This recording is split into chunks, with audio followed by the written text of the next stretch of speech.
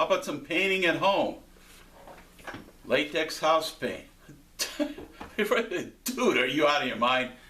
No, I'm not. Okay, if you don't have tempera, there's nothing wrong with using latex paint. I'm talking a little bit, safe amounts. Everything's about safety. Cut up a cup. After you mix up the paint, scoop out a little, and on a piece of paper, all you make is a few dollops, some spots of paint.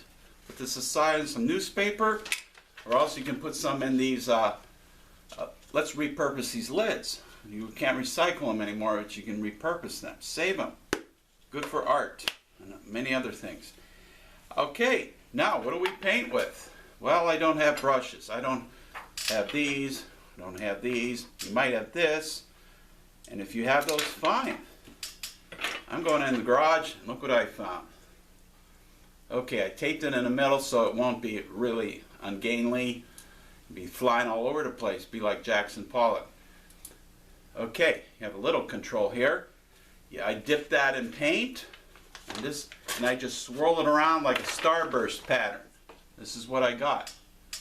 Now this could be the end result, or you might say go to item number 2. In this case, the old trustworthy Mother Nature's brush.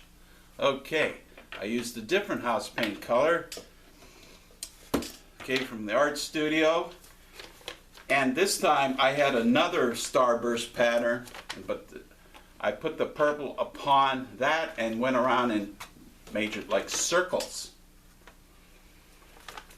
And I say, okay, I'm done with that.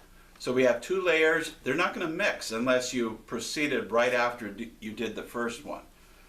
Now with acrylic, tempera, they'll always be mixing because they're water-based. And this is water-based too, but they'll be permanent when they're dry.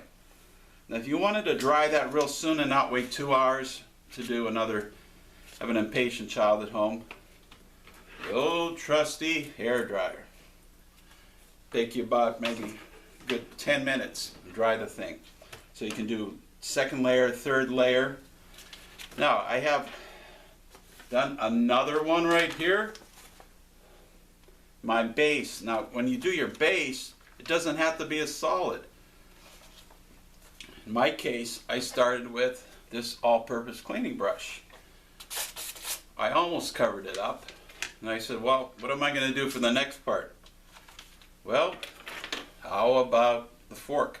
You can clean these with dishwasher as well as soap and dishwasher liquid. Dishwash soap. Oh, it's been a long day. Okay, you don't want to scratch. You want to kind of give it a lift and see what kind of effects you got. In my case, more like it looks like legs. Looks like a fork. And the other things, the end of a eraser. I do this at school a lot. Make some dots and paint. Now this is the assorted paint, the red paint. Red latex. I put in a dish and I dabbed a little bit on newspaper because I want to get some of the excess off, or else you just get blobs. And I like to call this the shooting star effect. You put it down and kind of go, and I love when students try to imitate what I say, like to make those sounds. All right, and these cups, of course, very easy. Sorted lids. Orange juice, stuff like that. You can't recycle those, but you can repurpose. And you can print on there. Now this is the 2nd layer, obviously. I gave it a quick dry. Now I can also go to 3rd layer, maybe white. Be ready for Memorial Day, July 4th. Okay, simple paper. You don't have to have expensive art paper.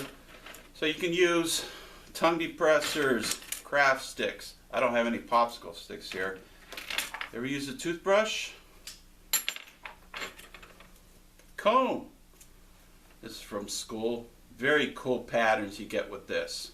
Don't be afraid of using a little latex.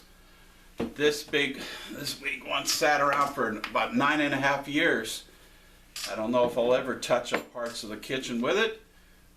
I think you can spare a 1/4 ounce for the sake of the kids having a little fun. Under supervision, as much supervision as is needed. So get out those paint cans and put them to use. See you around. Happy painting.